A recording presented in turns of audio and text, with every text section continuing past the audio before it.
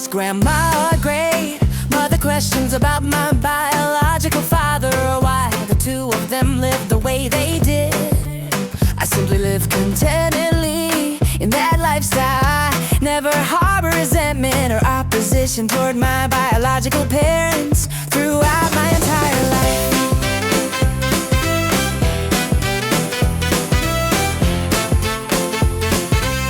Just as there was much internal preparation within Israel 2,000 years ago to welcome the Lord before Korea's liberation, there were many groups preparing to receive the second coming Lord. Many groups were also working towards restoring providence internally. Grandma and mother traveled through such groups, living without compromising with the world, focused solely on fulfilling heaven's will and living only for the day they could meet the Lord ultimately.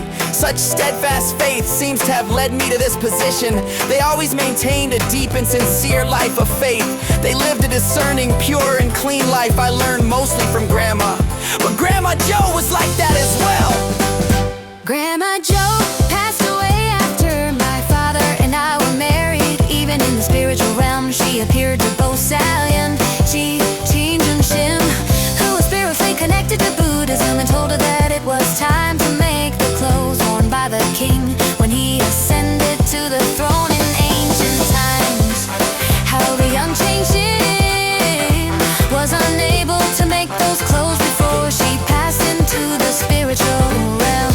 Also, Grandma used to testify that my father was the king of kings, and that whenever the political situation changed, that was a sign that my father's position was being fulfilled. Those who have visited the original place know that Grandma Joe Wamo's grave has been established. She is my mother's maternal grandmother. Heaven's providence long ago centered on the Korean peninsula to prepare for sending the second coming Messiah.